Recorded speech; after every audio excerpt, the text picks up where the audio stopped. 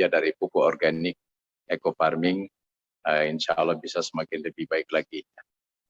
Baik, para sahabat semua, kembali lagi bahwa berbicara tentang pertanian, maka kita tidak bisa melepaskan keberadaan kita sebagai makhluk Tuhan, ya, yang mengelola makhluk yang lain. Jadi kita sebagai manusia adalah makhluk ciptaan Allah, kemudian mengelola tanaman juga mengelola makhluk ciptaan Allah. Jadi sama-sama kita semua, ya, baik tanaman atau sebagai manusia adalah makhluk ciptaan. Nah, berkaitan dengan tanaman ini, maka sekali lagi tentu yang menciptakan ini punya cara, ya, sudah punya istilahnya sunatullah bagaimana tanaman itu bisa tumbuh, berkembang dan menghasilkan. Nah, saya sekedar mengingatkan kembali mengutip dari ayat Quran yang berbicara tentang pertanian, ya, di mana awal mula pertanian ini dibicarakan dalam Quran, meskipun dalam banyak ayat juga sudah dibicarakan, tapi intinya adalah sebuah pertanyaan. Ya, sebuah pertanyaan. Dalam surah Al-Waqiah dijelaskan, A'udzubillahi minasyaitonirrajim, afara'aitum ma tumnun. Maka terangkanlah kepadaku terkait apa yang kalian tanam. Ya. Antum tazra'unahu am nahnu zari'un? Apakah kalian yang menumbuhkan atau aku yang menumbuhkan? Ya. Jadi pertanyaan ini Allah Subhanahu wa taala berikan kepada kita. Nah, ketika kita berada dalam sebuah puncak kesadaran, maka kita pun akan menyadari bahwa tanaman ini sungguh tidak satupun kekuatan yang kita miliki untuk menumbuhkan. Ya, jadi kita tidak punya kekuatan menumbuhkan sedikitpun. Kita hanya bisa berikhtiar, hanya bisa berusaha. Usahanya apa? Ya, mencoba untuk memberikan bahan-bahan yang kita yakini mempercepat proses pertumbuhan. Nah, karena kita menyadari bahwa posisi kita adalah hanya bisa berikhtiar, nah sekarang kita ingin melihat lebih lanjut lagi, menurut salah satu aturan yang diterapkan oleh yang menumbuhkan tanaman ini, kira-kira apa syarat yang Allah berikan agar tanaman tumbuh dengan baik? Ya. Nah, maka dilanjutkan dalam surah Al-A'raf ayat 58, wal baladut thayyibu yakhruju nabatuhu bi'izni rabbih. Tanah yang baik, tanaman-tanamannya akan tumbuh dengan baik dengan izin Allah. Walladzi khabutha la yakhruju illa nakida. Dan tanah yang rusak, tanamannya tidak akan menumbuhkan, tidak akan tumbuh, tanahnya tidak akan mengeluarkan tanaman kecuali kerdil dan merana. Nah, jadi kata kunci di dalam bercocok tanam agar tumbuh dengan baik, agar menghasilkan dengan baik adalah bagaimana kita menempatkan tanaman itu pada tanah yang baik. Nah, jadi berbicara tentang produksi, kata kunci yang bisa kita ambil di sini selama menggunakan media tanah adalah perbaikan kualitas tanah. Lalu apa yang harus kita lakukan? Bagaimana kondisi tanah kita saat ini? Sekali lagi, kalau kita teman-teman melakukan googling ya terkait dengan kondisi tanah di negeri kita, akan kita jumpai ya. Kalau postingan lama, hasil riset yang lama masih mengatakan bahwa kondisi tanah kita seorganik rata-rata di bawah 2%. Yang mana seorganik di bawah 2% ini adalah kategori tanah kurus, tanah yang tidak subur, tanah yang rusak. Nah, kalau penelitian terbaru di 2021, ya kalau kemarin ini di 2009 itu sudah diposting kurang dari 2%. Nah, di tahun 2021 kemarin, kondisi tanah kita C organiknya kurang dari 1% secara umum. Nah, terkait dengan C organik yang semakin berkurang ini, lalu muncul pertanyaan, bagaimana caranya? Apa sih pentingnya C organik ini dalam tanah? Kenapa dia harus berada di kisaran 4%? Ya, kalau misalnya masih di bawah 1%, kenapa dia hanya bisa menumbuhkan dengan kerdil? Ya, maka secara ilmu pengetahuan kita diberikan rambu-rambunya bahwa untuk memperbaiki kualitas tanah ada dua cara yang bisa kita lakukan. Cara yang pertama adalah berikan bahan organik sebanyak mungkin. Bahan organik ini yang mana saja? Ya, bahan organik ini seperti berbagai jenis daun-daun, intinya yang keluar dari tanah. Ya, semua yang keluar dari tanah, yang tumbuh dari tanah, ya bukan yang tumbuh di tanah ya. Kalau yang tumbuh di tanah itu batu juga sekarang sudah mulai tumbuh jadi bangunan ya. Nah, yang tumbuh dari tanah, keluar dari tanah, maka ini bisa berpotensi menjadi sumber bahan organik. Yang kedua, kotoran ternak atau kotoran hewan. Semua jenis kotoran hewan yang memakan makanan dari berbagai jenis tumbuh-tumbuhan ini, maka kita bisa jadikan sebagai sumber bahan organik.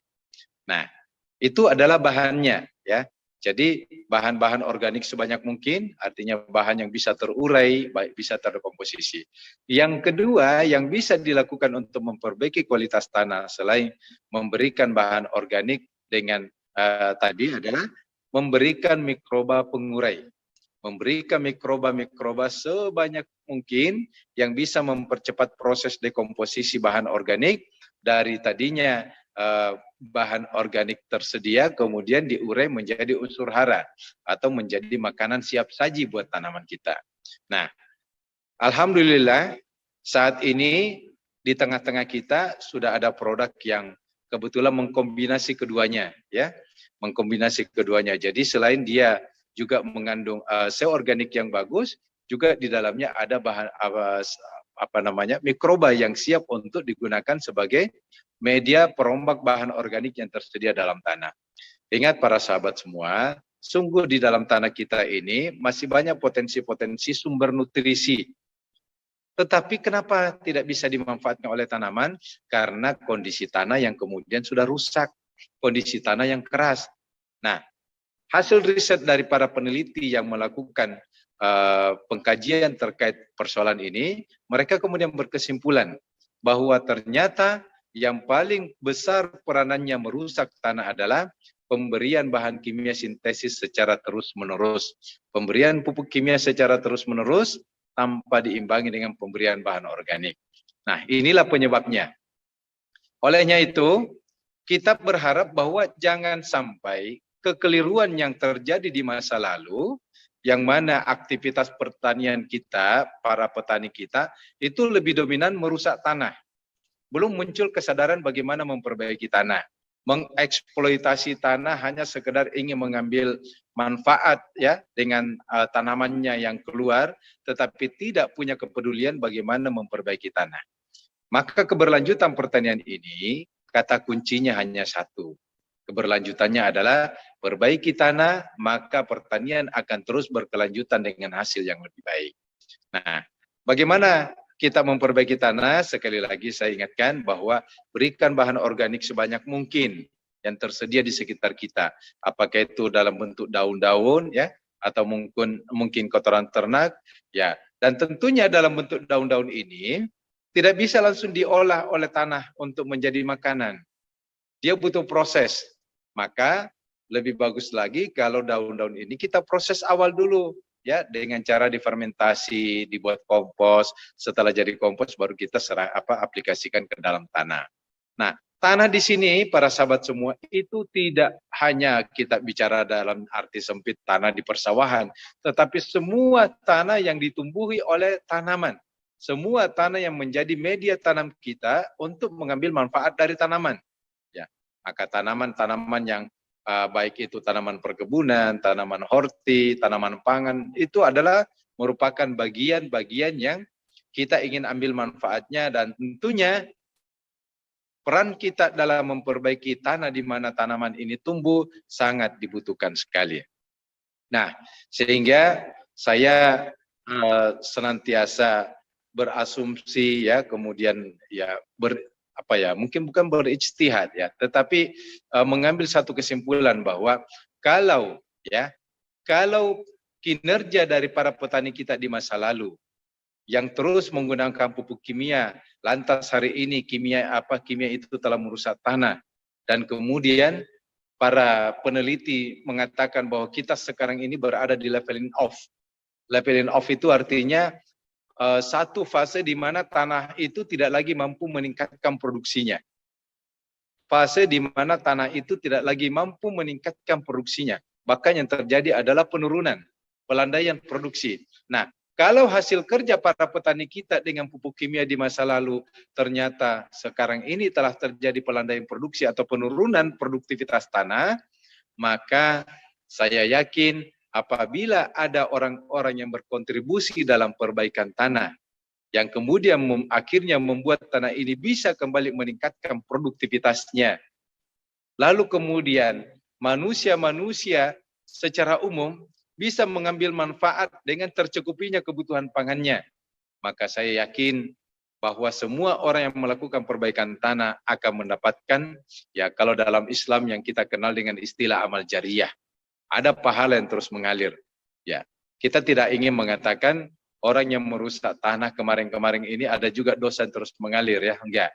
Tetapi kita lebih concern di perbaikannya. Nah, jadi para sahabat semua, bicara tentang eco farming ini adalah bicara tentang pertanian jangka panjang, pertanian masa depan. Eco farming 100% berbahan organik, sehingga dia sangat aman baik untuk tanah ataupun untuk manusia. Nah, sehingga saya mungkin beberapa statement saya di pertemuan sebelumnya mengatakan bahwa kalau sahabat-sahabat semua belum bisa meninggalkan kimia, ya memang kita belum bisa meninggalkan 100% selama tanah masih rusak. Ya, selama tanah belum benar-benar mampu menyiapkan unsur hara yang cukup dalam tanah. Tetapi paling tidak penggunaan kimia ini kita kurangi, kita lengkapi, kita gunakan eco farming sebagai media perbaikan tanah sekaligus mencukupi unsur hara makronya dalam jumlah yang terbatas, lalu kimianya kita kurangi, maka insya Allah secara perlahan tanah ini akan meningkat kualitasnya, seorganiknya akan semakin bagus. Dan ingat, setiap perubahan seorganik dalam tanah akan terjadi perubahan pH secara signifikan ke standar yang normal. Ya, jadi perbaikan pH tanah dengan menggunakan eco farming memang dia tidak berlangsung secara instan, tetapi dia berlangsung berkelanjutan. Ya, karena perbaikan seorganik akan memperbaiki kondisi pH tanah. Beda dengan kimia. Kimia secara sesaat mampu mengkondisikan perbaikan pH, tetapi dalam jangka panjang dia tetap merusak sehingga pH ini akan semakin turun, akan semakin berkurang. Ya, maka apapun kimianya, eco farming ini wajib, menu wajibnya. Kenapa? Karena inilah pupuk yang saat ini boleh kita rekomendasikan satu-satunya yang mampu memperbaiki unsur kondisi tanah baik dari sisi fisik, biologi, kimia tanah secara berkelanjutan. Dan ini hanya bisa kita lakukan untuk produk yang benar-benar dijamin keorganikannya. Kalau masih mengandung bahan kimia, para sahabat semua, ya kita tidak berani berspekulasi bahwa ini akan memperbaiki kualitas tanah, nggak bisa. Nah, jadi harus benar-benar kalau sahabat semua ingin mencoba produk apapun di luar sana, ya, yang mengatakan bahwa ini mampu memperbaiki tanah, pastikan di kemasannya ada logo organik. Ya. Kalau logo organiknya ada, artinya ada pengakuan dari lembaga sertifikasi Indonesia atau lembaga sertifikasi organik, yang mana LSO ini berada dalam pengawasan BNSP, ya, berada dalam pengawasan BNSP. Jadi tidak ada satupun lembaga sertifikasi yang berani mengeluarkan sertifikat organik dengan main-main, ya. Jadi kalau ada yang mengatakan organik itu mudah diurus, mohon maaf. Saya ya kebetulan di Kementerian Pertanian memang terlibat dalam urusan ini. Saya berani mengatakan kalau ada bukti dari orang yang mengatakan demikian, saya berani pidanakan. Ya, saya berani pidanakan kalau ada bukti bahwa organik itu bisa dibayar, LSO itu bisa dibayar. Nah, mohon maaf saya bilang, saya berani pidanakan yang berkata demikian. Kenapa? Karena ini merusak citra pemerintah kita.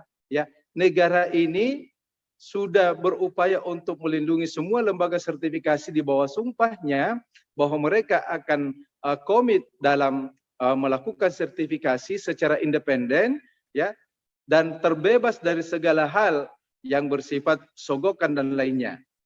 Jadi insya Allah 12 lembaga sertifikasi yang ada di Indonesia itu semuanya tidak ada yang berada dalam koridor bahwa dia mengeluarkan sertifikat karena disogok. Ya, tidak ada yang demikian.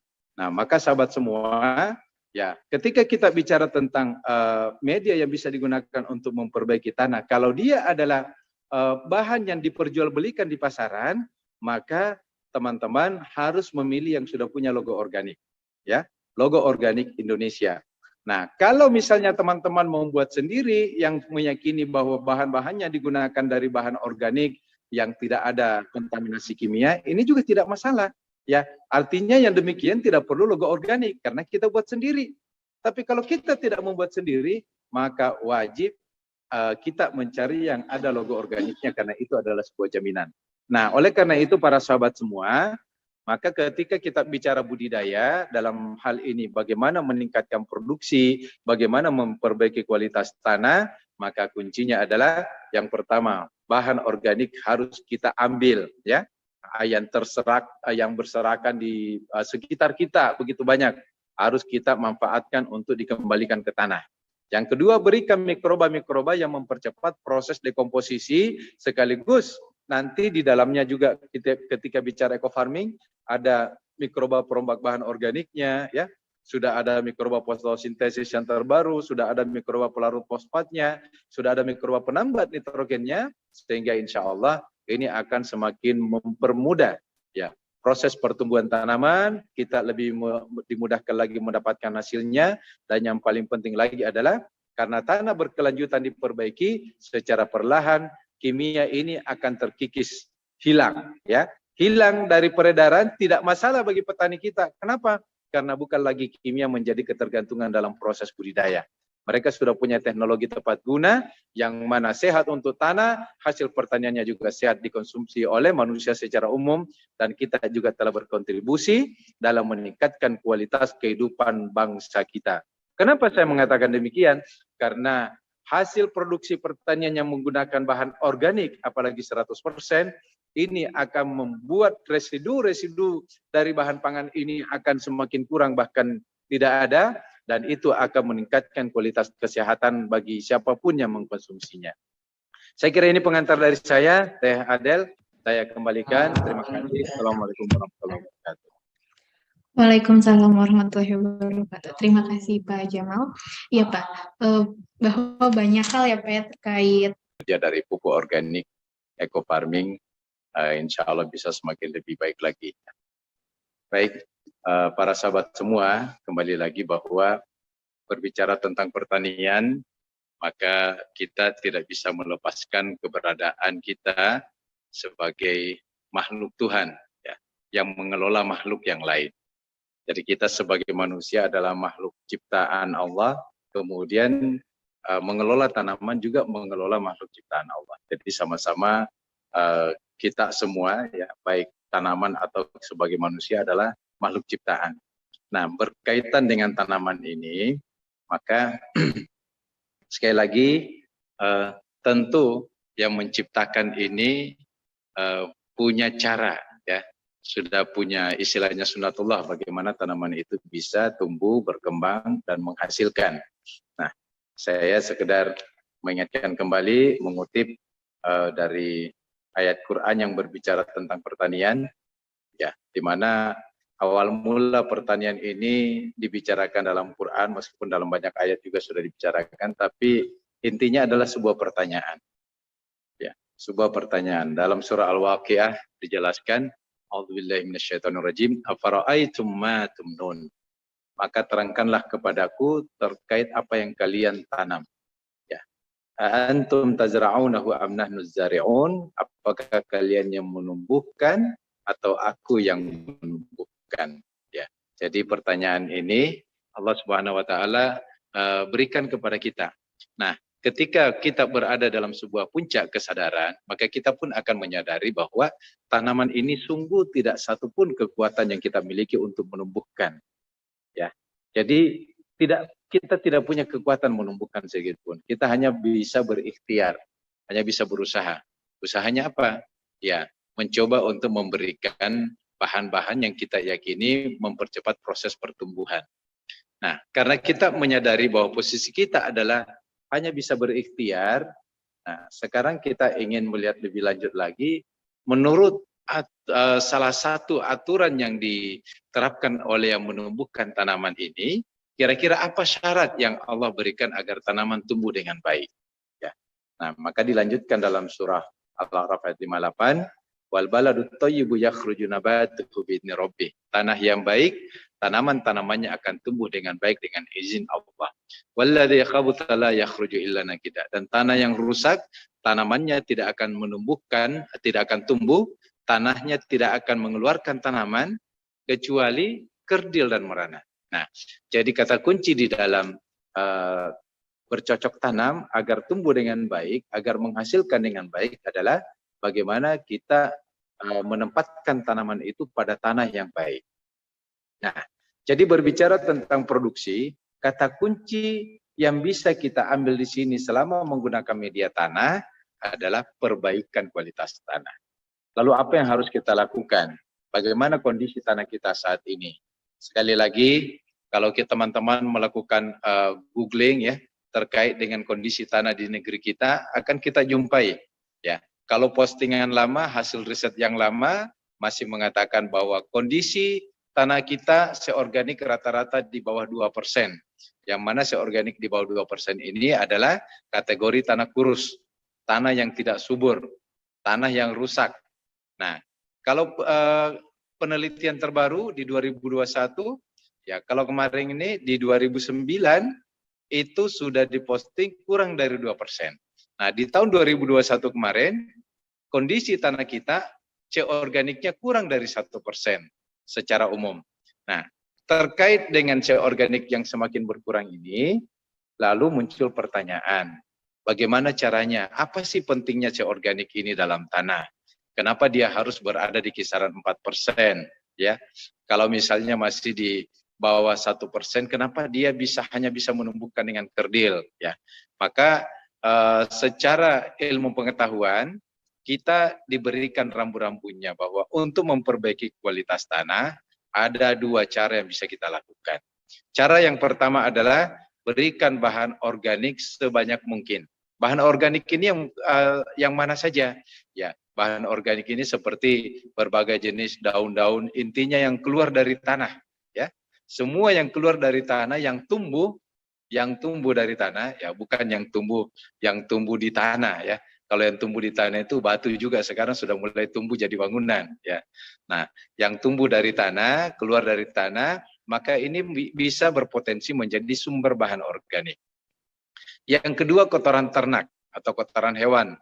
Semua jenis kotoran hewan yang memakan makanan dari berbagai jenis tumbuh-tumbuhan ini, maka kita bisa jadikan sebagai sumber bahan organik. Nah, itu adalah bahannya ya. Jadi bahan-bahan organik sebanyak mungkin, artinya bahan yang bisa terurai, bisa terdekomposisi. Yang kedua yang bisa dilakukan untuk memperbaiki kualitas tanah selain memberikan bahan organik dengan tadi adalah memberikan mikroba pengurai. Memberikan mikroba-mikroba sebanyak mungkin yang bisa mempercepat proses dekomposisi bahan organik dari tadinya bahan organik tersedia kemudian diurai menjadi unsur hara atau menjadi makanan siap saji buat tanaman kita. Nah, alhamdulillah saat ini di tengah-tengah kita sudah ada produk yang kebetulan mengkombinasi keduanya ya. Mengkombinasi keduanya. Jadi selain dia juga mengandung seorganik yang bagus, juga di dalamnya ada bahan mikroba yang siap untuk digunakan sebagai media perombak bahan organik yang tersedia dalam tanah. Ingat para sahabat semua, sungguh di dalam tanah kita ini masih banyak potensi-potensi sumber nutrisi. Tetapi kenapa tidak bisa dimanfaatkan oleh tanaman? Karena kondisi tanah yang kemudian sudah rusak, kondisi tanah yang keras. Nah, hasil riset dari para peneliti yang melakukan pengkajian terkait persoalan ini, mereka kemudian berkesimpulan bahwa ternyata yang paling besar peranannya merusak tanah adalah pemberian bahan kimia sintesis secara terus-menerus. Pemberian pupuk kimia secara terus-menerus tanpa diimbangi dengan pemberian bahan organik. Nah, inilah penyebabnya. Olehnya itu, kita berharap bahwa jangan sampai kekeliruan yang terjadi di masa lalu, yang mana aktivitas pertanian kita, para petani kita, itu lebih dominan merusak tanah. Belum muncul kesadaran bagaimana memperbaiki tanah. Mengeksploitasi tanah hanya sekedar ingin mengambil manfaat ya dengan tanamannya yang keluar, tetapi tidak punya kepedulian bagaimana memperbaiki tanah. Maka keberlanjutan pertanian ini kata kuncinya hanya satu. Keberlanjutannya adalah perbaiki tanah, maka pertanian akan terus berkelanjutan dengan hasil yang lebih baik. Nah, bagaimana kita memperbaiki tanah? Sekali lagi saya ingatkan bahwa berikan bahan organik sebanyak mungkin yang tersedia di sekitar kita. Apakah itu dalam bentuk daun-daun ya, atau mungkin kotoran ternak ya. Dan tentunya dalam bentuk daun-daun ini tidak bisa langsung diolah oleh tanah untuk menjadi makanan. Dia butuh proses. Maka lebih bagus lagi kalau daun-daun ini kita proses awal dulu ya, dengan cara difermentasi, dibuat kompos. Setelah jadi kompos baru kita aplikasikan ke dalam tanah. Nah, tanah di sini para sahabat semua itu tidak hanya kita bicara dalam arti sempit tanah di persawahan, tetapi semua tanah yang ditumbuhi oleh tanaman. Semua tanah yang menjadi media tanam kita untuk mengambil manfaat dari tanaman. Ya, maka tanaman-tanaman yang baik itu tanaman perkebunan, tanaman horti, tanaman pangan, itu adalah merupakan bagian-bagian yang kita ingin ambil manfaatnya, dan tentunya peran kita dalam memperbaiki tanah di mana tanaman ini tumbuh sangat dibutuhkan sekali. Nah, sehingga saya senantiasa berasumsi ya, kemudian ya mungkin bukan berijtihad ya, tetapi mengambil satu kesimpulan bahwa kalau kinerja dari para petani kita di masa lalu yang terus menggunakan pupuk kimia, lantas hari ini kimia itu telah merusak tanah, dan kemudian para peneliti mengatakan bahwa kita sekarang ini berada di leveling off. Leveling off itu artinya satu fase di mana tanah itu tidak lagi mampu meningkatkan produksinya. Fase di mana tanah itu tidak lagi mampu meningkatkan produksinya. Bahkan yang terjadi adalah penurunan, pelandaian produksi. Nah, kalau hasil kerja para petani kita dengan pupuk kimia di masa lalu ternyata sekarang ini telah terjadi pelandaian produksi atau penurunan produktivitas tanah, maka saya yakin apabila ada orang-orang yang berkontribusi dalam perbaikan tanah, yang kemudian akhirnya membuat tanah ini bisa kembali meningkatkan produktivitasnya, lalu kemudian manusia-manusia secara umum bisa mengambil manfaat dengan tercukupinya kebutuhan pangannya, maka saya yakin bahwa semua orang yang melakukan perbaikan tanah akan mendapatkan, ya kalau dalam Islam yang kita kenal dengan istilah amal jariyah, ada pahala yang terus mengalir.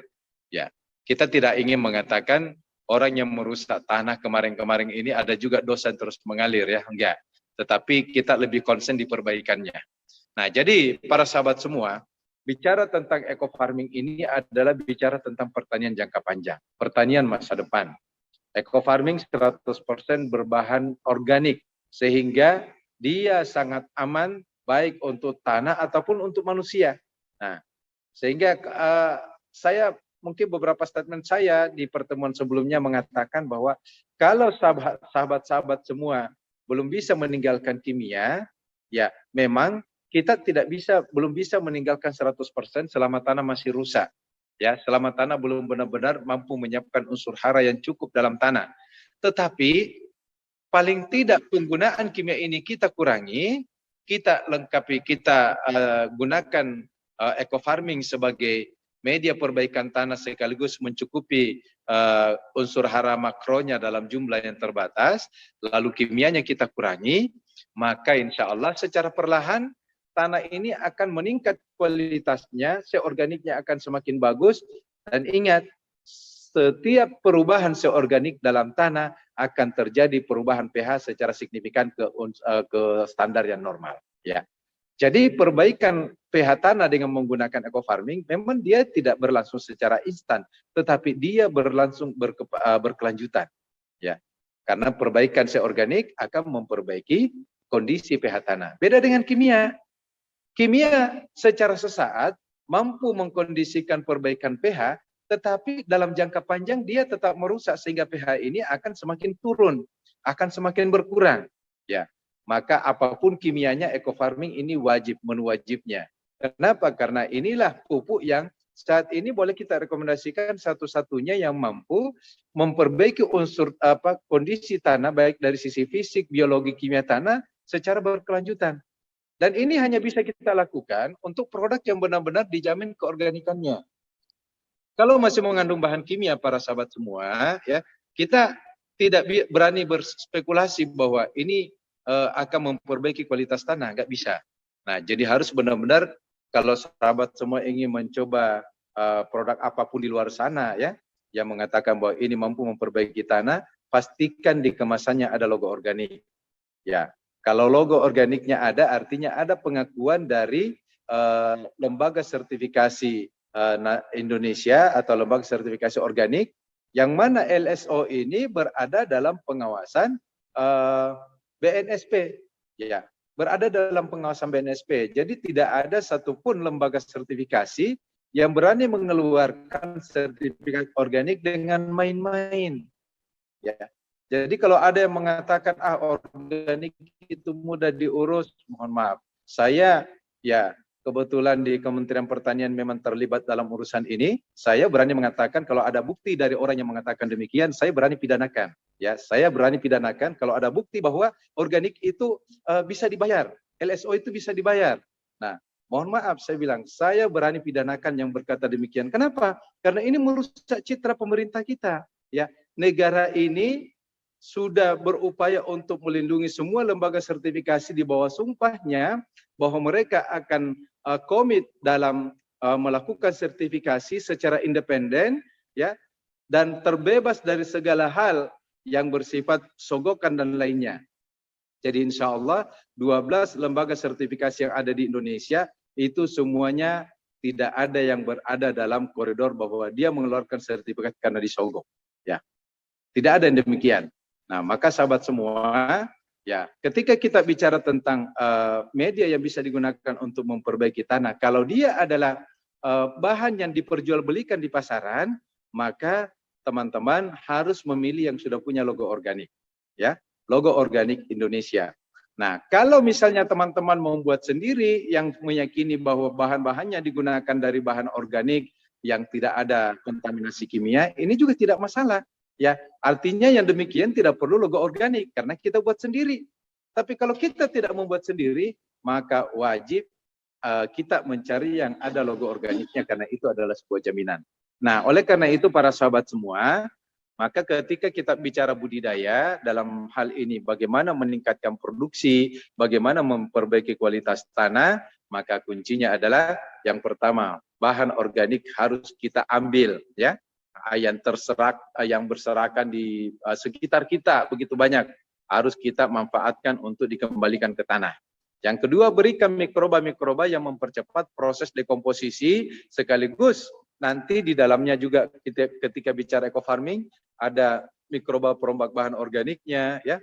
Sudah ada mikroba fotosintesis yang terbaru, sudah ada mikroba pelarut fosfatnya, sudah ada mikroba penambat nitrogennya sehingga insya Allah ini akan semakin mempermudah ya proses pertumbuhan tanaman, kita lebih dimudahkan lagi mendapatkan hasilnya, dan yang paling penting lagi adalah karena tanah berkelanjutan diperbaiki secara perlahan, kimia ini akan terkikis hilang ya. Hilang dari peredaran tidak masalah bagi petani kita. Kenapa? Karena bukan lagi kimia menjadi ketergantungan dalam proses budidaya. Mereka sudah punya teknologi tepat guna yang mana sehat untuk tanah, hasil pertaniannya juga sehat dikonsumsi oleh manusia secara umum, dan kita juga telah berkontribusi dalam meningkatkan kualitas kehidupan bangsa kita. Kenapa saya mengatakan demikian? Karena hasil produksi pertanian yang menggunakan bahan organik, apalagi 100%, ini akan membuat residu-residu dari bahan pangan ini akan semakin kurang bahkan tidak ada, dan itu akan meningkatkan kualitas kesehatan bagi siapapun yang mengkonsumsinya. Saya kira ini pengantar dari saya, Teh Adel. Saya kembalikan. Terima kasih. Assalamualaikum warahmatullahi wabarakatuh. Waalaikumsalam warahmatullahi wabarakatuh. Terima kasih Pak Jamal. Iya Pak, bahwa banyak hal ya Pak ya terkait pertanian itu yang perlu diperhatikan, begitu pula dengan pembenahan tanah yang memang merupakan hal penting yang perlu dilakukan ya Pak dalam pertanian ini. Nah, sebelum masuk ke sesi tanya jawab Pak, jadi di live chat di YouTube Pak, jadi kan untuk Zoom ini juga streamingkan di YouTube ya Pak. Jadi untuk Bapak Ibu yang mungkin nanti rekannya belum sempat bergabung di Zoom ini bisa langsung menonton tayangan ulangnya di YouTube. Nah, di live chat YouTube Pak ada yang berbagi kisahnya juga. Kalau biasanya kita mendengarkan kisah terkait tanaman-tanaman musiman atau tanaman kelapa sawit ya Pak yang paling umum di tanaman keras. Nah, di sini ada Bapak Arif Wahyudi Official nama akunnya. Hanya saja beliau tidak bergabung di Zoom ini. Sudah dicari belum bergabung di Zoom. Beliau dari Poso, Sulawesi Tengah. Beliau bercerita bahwa beliau menggunakan eco farming pada tanaman durian jenis montong usia 8 tahun, sama sekali belum pernah berbuah, tapi setelah dikocor menggunakan eco farming 4 kali, sudah berbunga. Ya, jadi Bapak Ibu ternyata saat penggunaan eco farming ini digunakan tepat, lebih baik, tepat dan tidak berbarengan dengan kimianya secara langsung dan sebagainya, pasti akan memperoleh hasil yang insya Allah luar biasa ya Bapak Ibu. Selanjutnya langsung saja kita masuk ke sesi tanya jawab ya Bapak Ibu. Jadi untuk Bapak Ibu yang mau bertanya secara langsung boleh memberikan lambang raise hand-nya. Sebelumnya saya izin membacakan dulu pertanyaan dari kolom chat Pak. Jadi di sini ada pertanyaan dari Pak Muhammad, maaf di sini bacanya tidak lengkap jadi Muhammad KS aja. Assalamualaikum Pak Jamal, kalau tanaman sayuran timun, kacang, dan labu panjang sudah 21 minggu, sebelumnya pakai pupuk kimia dan pestisida Pak. Kalau saya pakai eco farming, bagaimana teknik penggunaannya ya Pak? Terima kasih Pak. Ya Pak Jamal, silakan Pak. Ya, baik. Jadi kita ya bicara tentang pertanyaan Pak, siapa tadi Teh Adel? Pak Muhammad Kastari Pak. Pak Muhammad Kastari, baik. Waalaikumsalam warahmatullahi wabarakatuh. Pak Muhammad Kastari, untuk tanaman horti ya secara umum yang kita panen dalam jangka pendek, apalagi kalau misalnya tanaman yang berbuah secara berulang ya. Jadi tanaman horti ini kan ada dua jenis, ada yang sekali panen seperti sayuran-sayuran daun ya, dan ada juga yang berbuah yang bisa dipanen berkali-kali. Nah, untuk yang tanaman kacang panjang atau mungkin timun ini sebenarnya kurang lebih perlakuannya sama ya, sama. Jadi kalau misalnya tanaman sayuran itu idealnya ketika menggunakan eco farming ya kita bisa menggunakan dua pola ya. Jadi ada sahabat kita yang kemarin juga menyampaikan testimoninya, seminggu sekali dia melakukan penyemprotan, tapi dia tidak lagi menggunakan bahan kimia. Ada yang juga punya pengalaman setiap 10 hari sekali melakukan penyemprotan, dan penyemprotan dilakukan kembali setiap selesai panen. Nah, jadi setiap selesai panen ini ingat ya bahwa tanaman yang baru dipanen, baru diambil buahnya, itu dia mengalami luka ya, mengalami luka dan biasanya ada stres sesaat. Nah, sehingga ketika kita memberikan makanannya, ya, langsung melakukan pemupukan atau penyemprotan, maka saat itu juga dia akan lebih cepat untuk proses pemulihannya. Nah, sehingga kita hanya meminta kepada teman-teman untuk penggunaan eco farming, bagusnya pada setiap tanaman horti ini yang langsung saja diaplikasikan. Jadi nggak perlu lagi kita fermentasi segala macam ya, langsung saja. Dan kalau dimungkinkan sekali aplikasi itu sebaiknya perkiraan kita yang langsung bisa habis ya. Jadi kalau misalnya kita punya lahan 1 hektar ya, 1 hektar untuk pengaplikasian pada daun, maka satu tub ini kita encerkan dengan 1 liter air untuk kemudian diaplikasikan pada 10 tangki, 1 tangki 100 mili ya. Jadi cara penyemprotan itu kita upayakan dalam 1 tangki harus habis untuk 10 are ya, atau 1000 meter persegi. Nah, kalau misalnya lahan kita hanya setengah hektar atau 5000 meter persegi atau 50 are ya, berarti ya kita cukup mengencerkan, tidak masalah kita ambil setengahnya ya, diencerkan dengan 500 mili ya, atau misalnya mau diencerkan dengan 1000 mili juga nggak apa-apa, atau 1 liter, ya dengan asumsi bahwa satu tangkinya kita isi 200 mililiter. Jadi sama saja. Kalau menggunakan 500 mililiter, satu tangkinya berarti kita menggunakan tetap 100 mililiter.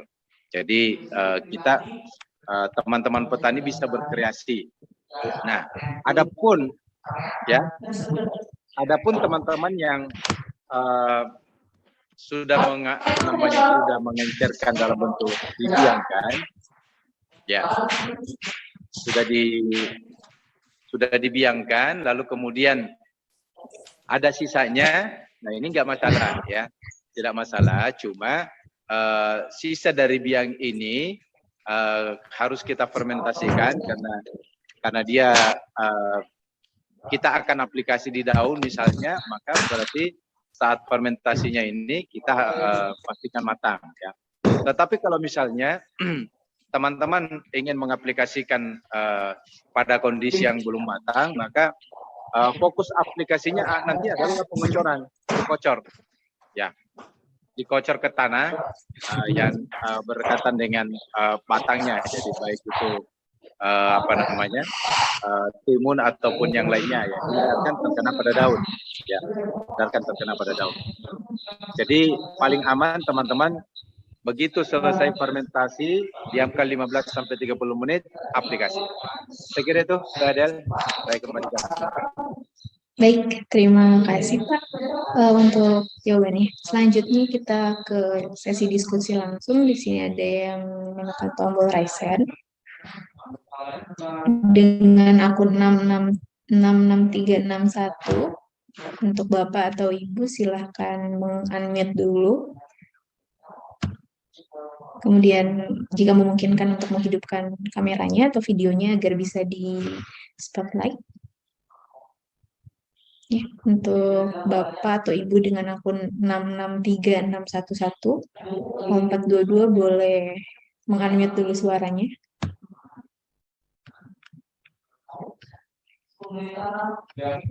Baik, karena belum ada respon, maka kita beralih ke kolom chat kembali. Di sini ada yang bertanya lagi terkait masih mungkin Pak Eko bertanya terkait untuk kelapa sawit, Pak, kalau rekomendasinya penggunaannya eco farming dulu atau langsung slow release. Baik, sebelum dijawab saya izin mengingatkan kembali bahwa untuk slow release mungkin di sini kami akan menjelaskan secara singkatnya Bapak, karena untuk detailnya lebih Ya, baik, Adel. Terkait dengan di sawit ya, tadi saya kira Pak Kabul sudah memberikan informasi banyak hal terkait tanaman sawit. Di sekalian ada pertanyaan juga, apakah lahan eco farming bisa digunakan di lahan gambut? Saya pikir tadi Pak Kabul juga sudah menjawab ya, bahwa beliau punya pengalaman aplikasi untuk sawit di lahan gambut. Dan ini Adel, nggak apa-apa, teman-teman mungkin bisa dikasih nomor teleponnya Pak Kabul di grup bisa ini ya, yang terkait dengan sawit, silahkan boleh boleh di japri langsung ke beliau kalau masih belum merasa cukup ya di lewat sesi Zoom ini, karena intinya memang kita berupaya bagaimana saling berkontribusi memberikan informasi yang bermanfaat. Nah, untuk penggunaan eco farming dengan slow release, mana yang lebih awal? Nah, jadi yang pertama gini Pak, prinsip eco farming, saya ingin sampaikan bahwa fokus eco farming yang pertama selain untuk mendekomposisi bahan-bahan organik dalam tanah, juga ada mikroba-mikroba yang kita telah siapkan ya, diberikan dalam buku eco farming ini, yang juga memiliki fungsi yang lain ya, seperti menambah nitrogen, kemudian mikroba pelarut fosfatnya.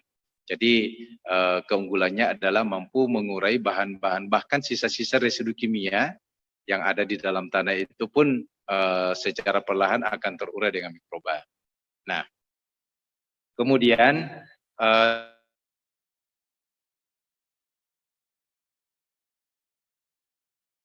dengan slow release, mana yang lebih dulu?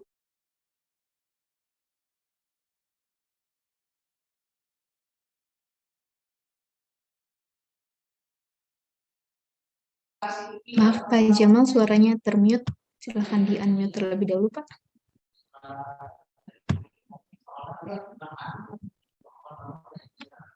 Silahkan di-unmute dulu, Pak. Ya, silahkan, Bapak. Ya. Jadi ada duren yang menggunakan, halo? Ya, silahkan, Pak.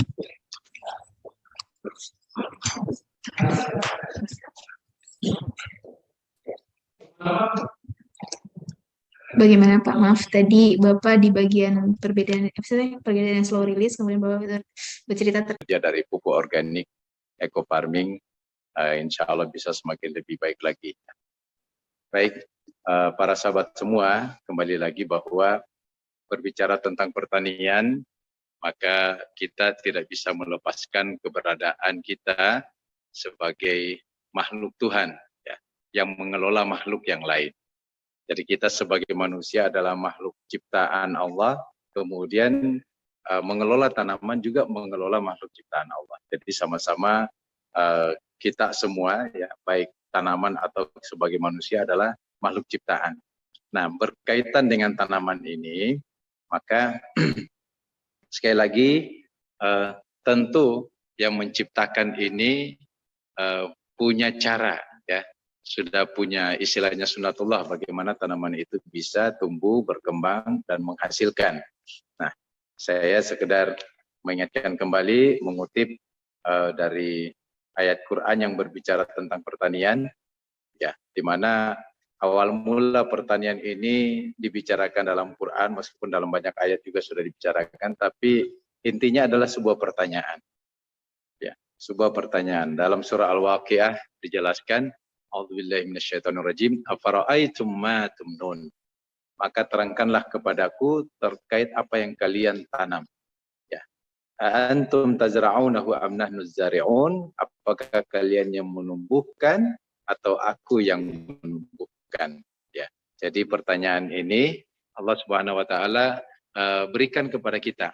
Nah, ketika kita berada dalam sebuah puncak kesadaran, maka kita pun akan menyadari bahwa tanaman ini sungguh tidak satupun kekuatan yang kita miliki untuk menumbuhkan.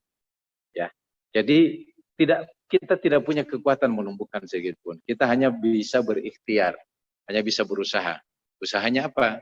Ya, mencoba untuk memberikan bahan-bahan yang kita yakini mempercepat proses pertumbuhan. Nah, karena kita menyadari bahwa posisi kita adalah hanya bisa berikhtiar, nah sekarang kita ingin melihat lebih lanjut lagi, menurut salah satu aturan yang diterapkan oleh yang menumbuhkan tanaman ini, kira-kira apa syarat yang Allah berikan agar tanaman tumbuh dengan baik?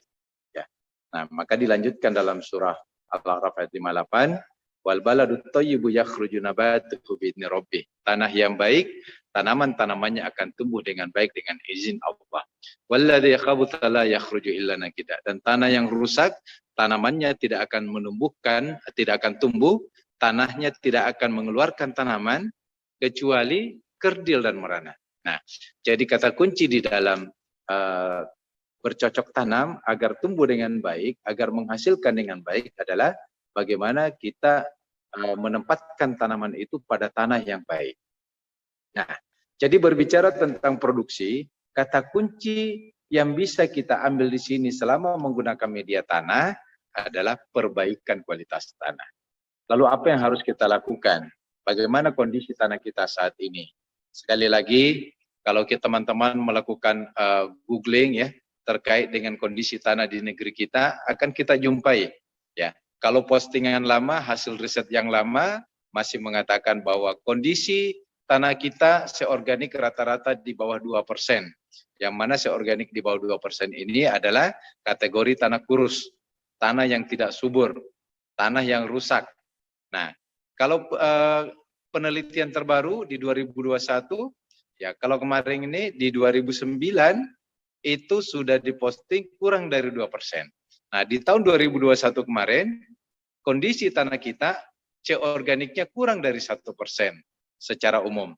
Nah, terkait dengan C organik yang semakin berkurang ini, lalu muncul pertanyaan, bagaimana caranya? Apa sih pentingnya C organik ini dalam tanah? Kenapa dia harus berada di kisaran 4%? Ya, kalau misalnya masih di bawah 1%, kenapa dia hanya bisa menumbuhkan dengan kerdil? Ya, maka secara ilmu pengetahuan kita diberikan rambu-rambunya bahwa untuk memperbaiki kualitas tanah ada 2 cara yang bisa kita lakukan. Cara yang pertama adalah berikan bahan organik sebanyak mungkin. Bahan organik ini yang mana saja? Ya, bahan organik ini seperti berbagai jenis daun-daun, intinya yang keluar dari tanah. Ya, semua yang keluar dari tanah yang tumbuh dari tanah, ya bukan yang tumbuh di tanah ya. Kalau yang tumbuh di tanah itu batu juga sekarang sudah mulai tumbuh jadi bangunan ya. Nah, yang tumbuh dari tanah, keluar dari tanah, maka ini bisa berpotensi menjadi sumber bahan organik. Yang kedua, kotoran ternak atau kotoran hewan. Semua jenis kotoran hewan yang memakan makanan dari berbagai jenis tumbuh-tumbuhan ini, maka kita bisa jadikan sebagai sumber bahan organik. Nah, itu adalah bahannya ya. Jadi bahan-bahan organik sebanyak mungkin, artinya bahan yang bisa terurai, bisa terkomposisi. Yang kedua yang bisa dilakukan untuk memperbaiki kualitas tanah selain memberikan bahan organik dengan tadi adalah memberikan mikroba pengurai. Memberikan mikroba-mikroba sebanyak mungkin yang bisa mempercepat proses dekomposisi bahan organik dari tadinya bahan organik tersedia kemudian diurai menjadi unsur hara atau menjadi makanan siap saji buat tanaman kita. Nah, alhamdulillah saat ini di tengah-tengah kita sudah ada produk yang kebetulan mengkombinasi keduanya ya, mengkombinasi keduanya. Jadi selain dia juga mengandung sel organik yang bagus, juga di dalamnya ada bahan mikroba yang siap untuk digunakan sebagai media perombak bahan organik yang tersedia dalam tanah. Ingat para sahabat semua, sungguh di dalam tanah kita ini masih banyak potensi-potensi sumber nutrisi. Tetapi kenapa tidak bisa dimanfaatkan oleh tanaman? Karena kondisi tanah yang kemudian sudah rusak, kondisi tanah yang keras. Nah, hasil riset dari para peneliti yang melakukan pengkajian terkait persoalan ini, mereka kemudian berkesimpulan bahwa ternyata yang paling besar peranannya merusak tanah adalah pemberian bahan kimia sintesis secara terus-menerus. Pemberian pupuk kimia secara terus-menerus tanpa diimbangi dengan pemberian bahan organik. Nah, inilah penyebabnya. Olehnya itu, kita berharap bahwa jangan sampai kekeliruan yang terjadi di masa lalu, yang mana aktivitas pertanian kita, para petani kita, itu lebih dominan merusak tanah. Belum muncul kesadaran bagaimana memperbaiki tanah. Mengeksploitasi tanah hanya sekedar ingin mengambil manfaat ya dengan tanamannya yang keluar, tetapi tidak punya kepedulian bagaimana memperbaiki tanah. Maka keberlanjutan pertanian ini, kata kuncinya hanya satu. Keberlanjutannya adalah perbaiki tanah, maka pertanian akan terus berkelanjutan dengan hasil yang lebih baik. Nah, bagaimana kita memperbaiki tanah? Sekali lagi saya ingatkan bahwa berikan bahan organik sebanyak mungkin yang tersedia di sekitar kita. Apakah itu dalam bentuk daun-daun ya, atau mungkin kotoran ternak ya. Dan tentunya dalam bentuk daun-daun ini tidak bisa langsung diolah oleh tanah untuk menjadi makanan. Dia butuh proses. Maka lebih bagus lagi kalau daun-daun ini kita proses awal dulu ya dengan cara difermentasi, dibuat kompos. Setelah jadi kompos baru kita aplikasikan ke dalam tanah. Nah, tanah di sini para sahabat semua itu tidak hanya kita bicara dalam arti sempit tanah di persawahan, tetapi semua tanah yang ditumbuhi oleh tanaman. Semua tanah yang menjadi media tanam kita untuk mengambil manfaat dari tanaman. Ya, maka tanaman-tanaman yang baik itu tanaman perkebunan, tanaman horti, tanaman pangan, itu adalah merupakan bagian-bagian yang kita ingin ambil manfaatnya dan tentunya peran kita dalam memperbaiki tanah di mana tanaman ini tumbuh sangat dibutuhkan sekali. Nah, sehingga saya senantiasa berasumsi ya, kemudian ya mungkin bukan berijtihad ya, tetapi mengambil satu kesimpulan bahwa kalau kinerja dari para petani kita di masa lalu yang terus menggunakan pupuk kimia, lantas hari ini kimia itu telah merusak tanah, dan kemudian para peneliti mengatakan bahwa kita sekarang ini berada di leveling off. Leveling off itu artinya satu fase di mana tanah itu tidak lagi mampu meningkatkan produksinya. Fase di mana tanah itu tidak lagi mampu meningkatkan produksinya. Bahkan yang terjadi adalah penurunan, pelandaian produksi. Nah, kalau hasil kerja para petani kita dengan pupuk kimia di masa lalu ternyata sekarang ini telah terjadi pelandaian produksi atau penurunan produktivitas tanah, maka saya yakin apabila ada orang-orang yang berkontribusi dalam perbaikan tanah, yang kemudian akhirnya membuat tanah ini bisa kembali meningkatkan produktivitasnya, lalu kemudian manusia-manusia secara umum bisa mengambil manfaat dengan tercukupinya kebutuhan pangannya, maka saya yakin bahwa semua orang yang melakukan perbaikan tanah akan mendapatkan, ya kalau dalam Islam yang kita kenal dengan istilah amal jariyah, ada pahala yang terus mengalir. Ya, kita tidak ingin mengatakan orang yang merusak tanah kemarin-kemarin ini ada juga dosa yang terus mengalir, ya, enggak. Tetapi kita lebih concern di perbaikannya. Nah, jadi para sahabat semua, bicara tentang eco farming ini adalah bicara tentang pertanian jangka panjang, pertanian masa depan. Eco farming 100% berbahan organik, sehingga dia sangat aman baik untuk tanah ataupun untuk manusia. Nah, sehingga saya mungkin beberapa statement saya di pertemuan sebelumnya mengatakan bahwa kalau sahabat-sahabat semua belum bisa meninggalkan kimia, ya memang kita belum bisa meninggalkan 100% selama tanah masih rusak. Ya, selama tanah belum benar-benar mampu menyiapkan unsur hara yang cukup dalam tanah. Tetapi paling tidak penggunaan kimia ini kita kurangi, kita lengkapi, kita gunakan eco farming sebagai media perbaikan tanah sekaligus mencukupi unsur hara makronya dalam jumlah yang terbatas, lalu kimianya kita kurangi, maka insya Allah secara perlahan tanah ini akan meningkat kualitasnya, seorganiknya akan semakin bagus, dan ingat, setiap perubahan seorganik dalam tanah akan terjadi perubahan pH secara signifikan ke standar yang normal. Ya. Jadi perbaikan pH tanah dengan menggunakan eco farming memang dia tidak berlangsung secara instan, tetapi dia berlangsung berkelanjutan. Ya. Karena perbaikan seorganik akan memperbaiki kondisi pH tanah. Beda dengan kimia. Kimia secara sesaat mampu mengkondisikan perbaikan pH, tetapi dalam jangka panjang dia tetap merusak sehingga pH ini akan semakin turun, akan semakin berkurang. Ya, maka apapun kimianya, eco farming ini menu wajibnya. Kenapa? Karena inilah pupuk yang saat ini boleh kita rekomendasikan satu-satunya yang mampu memperbaiki unsur kondisi tanah baik dari sisi fisik, biologi, kimia tanah secara berkelanjutan. Dan ini hanya bisa kita lakukan untuk produk yang benar-benar dijamin keorganikannya. Kalau masih mengandung bahan kimia para sahabat semua, ya kita tidak berani berspekulasi bahwa ini akan memperbaiki kualitas tanah, nggak bisa. Nah, jadi harus benar-benar kalau sahabat semua ingin mencoba produk apapun di luar sana, ya, yang mengatakan bahwa ini mampu memperbaiki tanah, pastikan di kemasannya ada logo organik. Ya.